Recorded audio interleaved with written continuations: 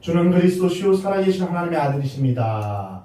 이 고백 앞에서 예수님은 세 가지 반응을 보이셨습니다.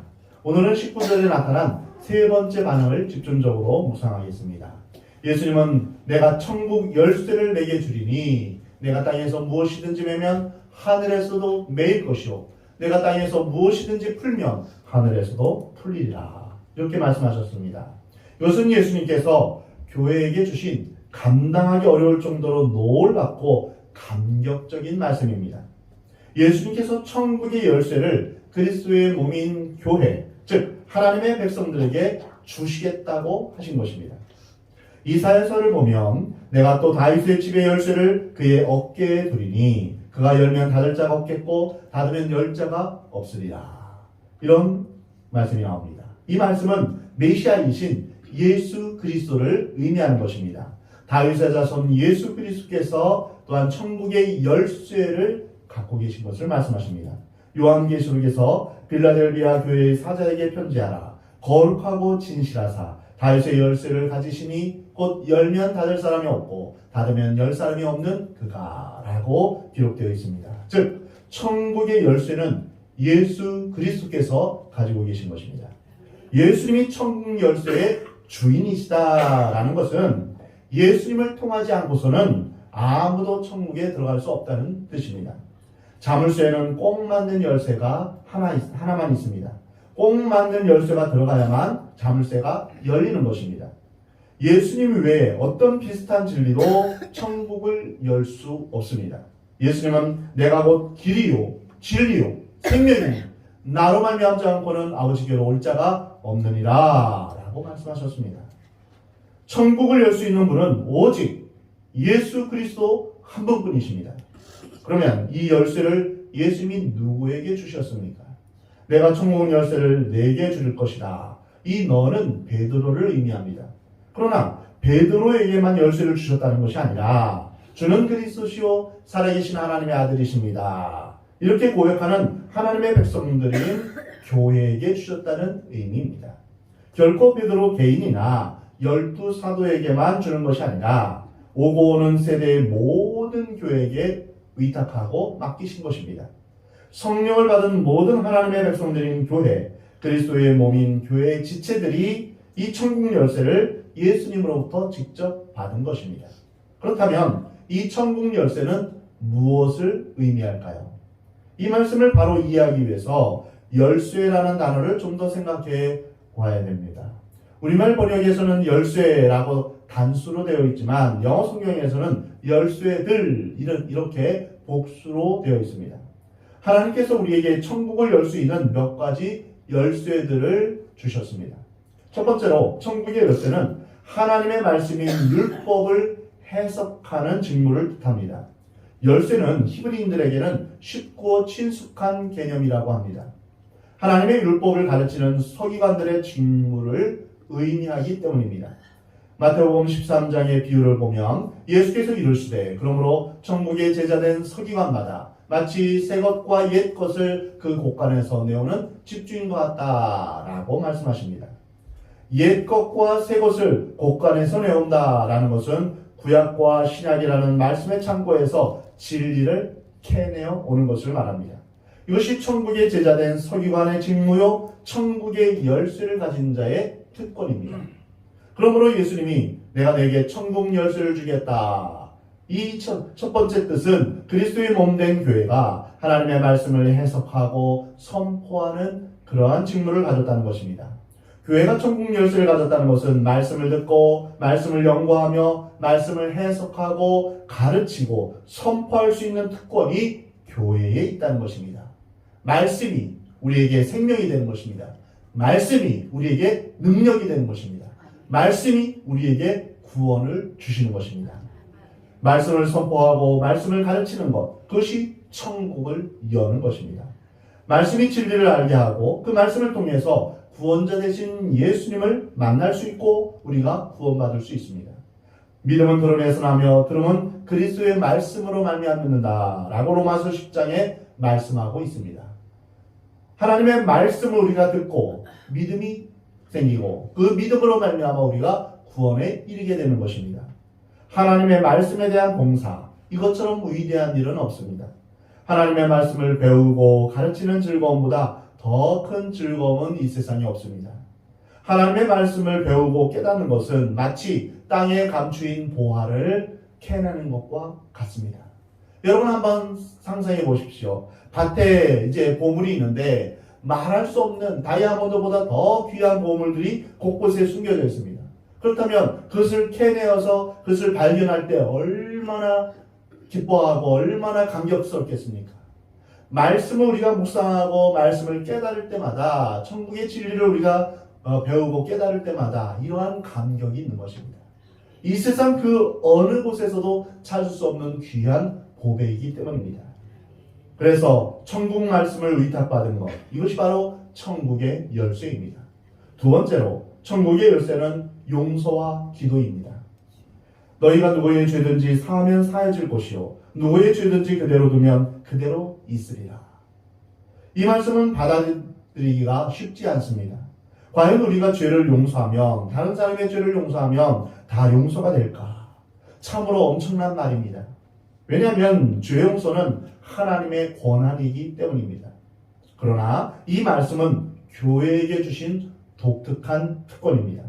내가 천국 열쇠를 내게 주리니 내가 땅에서 무엇이든지 매면 하늘에서도 매일 것이요 내가 땅에서 무엇이든지 풀면 하늘에서도 풀리리라. 이 말씀은 너희가 용서하면 그 용서가 그대로 하늘에서도 용서가 될 것이다. 그러나 너희가 용서하지 않으면 그대로 매여 있을 것이다. 이러한 뜻입니다. 용서는 천국의 열쇠입니다. 우리가 천국에 갈 수 있는 유일한 길은 십자가에서 우리 죄를 용서하시기 위해서 예수님이 돌아가신 것을 믿는 것입니다. 용서만이 천국에 갈 수 있는 유일한 길입니다. 사실 오늘 사는 현대인에게 있어서 가장 괴로운 것 중에 하나는 누군가를 용서하지 못하고 살아가는 것입니다. 누군가를 용서하지 못하면 숯불을 가슴에 품고 칼날을 손에 쥐고 사는 것과 같은 것입니다. 그 숯불이, 그 칼이 자기 자신을 해치는 것이죠.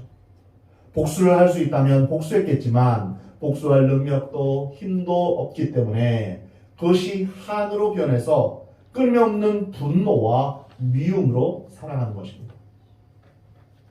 또한 복수를 한다 하더라도 시원함과 통쾌함이 있는 것이 아닙니다. 오직 용서만이 살 길입니다. 인간이 가지고 있는 현재적인 지옥이 하나 있다면 용서하지 못하는 영적 상태입니다. 용서할 수 있다는 것은 인간이 가지고 있는 가장 큰 용기요 축복입니다. 마태복음에서 우리가 우리에게 죄 지은 자를 사하여 준 것 같이 우리 죄를 사하여 주옵시고, 이러한 기도가 있습니다. 이 말씀은 하나님께서 우리에게 용서하는 특권을 주셨음을 알려주십니다. 내가 용서받는 것도 특권이지만 내가 용서할 수 있는 것도 특권입니다. 천국의 열쇠는 하나님의 말씀을 해석하고 선포하는 특권이면서 동시에 남을 용서하는 특권입니다. 오늘 본문 19절에서 보면 내가 용서하면 하늘에서도 용서할 것이요 내가 용서하지 않으면 하늘에서도 용서가 되지 않을 것이다. 이렇게 말씀하십니다. 진실로 다시 너희에게 이르노니 너희 중에 두 사람이 땅에서 합심하여 무엇이든지 구하면 하늘에 계신 내 아버지께서 그들을 위하여 이루게 하시리라.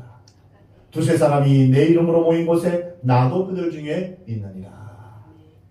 여기서 용서와 기도의 관계가 나타납니다. 그리스도인들은 용서해야 될 특권을 받았습니다. 내가 상대방을 용서하고 상대방이 용서를 받고 함께 기도하면 하늘에서 기적이 일어나는 것입니다. 두세 사람이 합심하여 땅에서 기도하면 그 기도를 듣고 하늘에서 매인 것을 풀어주시겠다 말씀하십니다. 그러므로 교회는 끊임없이 기도해야 합니다.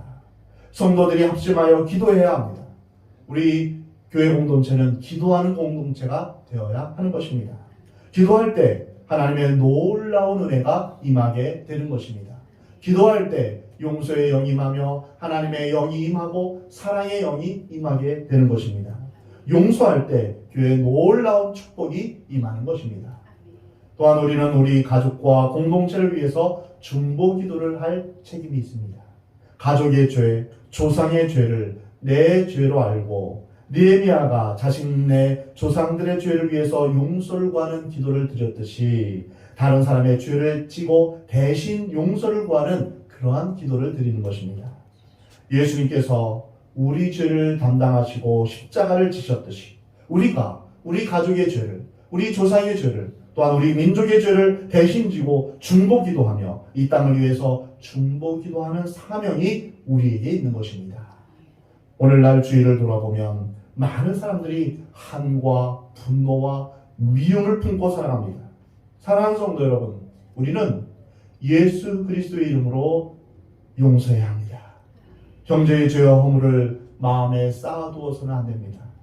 복수와 복수심과 한을 품어서는 안 됩니다. 용서만이 천국에 이르는 열쇠입니다. 용서하지 않으면 천국의 문이 열리지 않습니다. 예수 그리스도의 용서함을 받은 여러분은 분노와 미움, 한을 품지 말고 용서하는 사람이 되시기를 주의 이름으로 축복합니다. 세 번째로 천국의 열쇠는 교회에 맡겨진 전도를 뜻합니다. 누가 천국에 들어갈 수 있습니까? 예수님을 믿고 영접한 사람이 들어갈 수 있습니다. 예수 그리스도를 통하지 않고는 아무도 하나님 나라에 들어갈 수 없습니다. 다른 이로서는 구원을 받을 수 없나니 천하 사람 중에 구원을 받을 만한 다른 이름을 우리에게 주신 일이 없습니다. 말씀하십니다. 그렇다면 교회가 받은 천국의 열쇠란 모든 사람으로 하여금 예수님을 믿고 천국에 들어갈 수 있게 하는 것, 바로 전도의 사명이 있음을 우리에게 알려주시는 것입니다. 예수님은 너희는 가서 모든 민족으로 제자를 삼으라 라고 명령하셨습니다. 우리는 이것을 지극히 큰 명령이다 해서 지상명령 이렇게 부릅니다. 전도는 해도 되고 안 해도 되는 것이 아니라 반드시 해야 하는 하나님의 명령입니다. 전도하지 않으면 천국 문은 열리지 않습니다. 복음을 전하는 자 없이 어찌 하나님의 말씀을 들을 수 있겠습니까? 130년 전 어두운 이 땅에 복음의 빛을 들고 온 예수님의 복음을 들고 온 선교사님들이 있었습니다. 이 민족에게 구원이 임할 수 있었던 것은 바로 이 선교사님들이 복음을 전했기 때문입니다. 이와 같이 우리가 한 생명을 예수 그리스도께 소개하고 복음을 전하면 천국의 문이 열리게 되는 것입니다. 예수님은 화 있을진저 외식하는 서기관과 바리새인들이여 너희는 천국 문을 사람들 앞에서 닫고 너희도 들어가지 않고 들어가려 하는 자도 들어가지 못하게 하는도다 라고 하셨습니다. 천국 문이 있습니다. 그 열쇠가 서기관과 바리새인들에게 있었습니다. 그러나 그들은 그 문을 닫고 자기들도 안 들어가고 들어가려고 하는 사람들도 못 들어가게 한다라고 예수님은 질책하신 것입니다. 사랑하는 성도 여러분, 우리는 전도해야 됩니다. 그 좋은 천국을 나 혼자만 들어갈 수는 없습니다. 그 영원한 생명, 그 영원한 복락에 나만 그것을 누릴 수는 없습니다.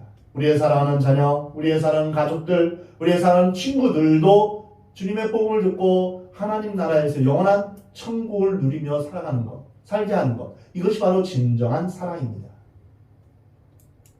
우리가 전도를 하면 천국 문이 열립니다. 많은 사람들이 그 문을 통해서 천국에 들어가 하나님의 자녀, 하나님의 백성이 되는 것입니다. 하늘과 땅의 모든 권세를 가지신 예수님은 우리를 향하여 모든 민족을 제자 삼으라 라고 마태복음 28장에 말씀하고 있습니다. 하나님 나라의 복음을 전하는 특권은 천사도 흠모할 만큼 그렇게 중요한 것입니다. 이 땅에 하나님 나라가 오게 하는 일에 부르심을 받은 우리가 늘 깨어 기도하며 성령 충만하여 때를 얻든지 못 얻든지 주의 복음을 전하는 그 사명을 잘 감당하는 저와 여러분이 되기를 우리 하나님은 원하십니다. 우리가 입을 다물어 버리거나 복음을 전하지 않으면 천국 문은 닫힐 수밖에 없습니다. 오직 구원받은 진리가 우리에게 있습니다. 우리가 복음을 전하기 시작하면 우리 하나님께서 함께 하시고 도와주십니다. 능력을 주시고 지혜를 주십니다. 그래서 우리가 입을 열어 주의 복음을 전할 때 주님께서 우리에게 동행하시고 또한 우리에게 능력을 주시는 것입니다.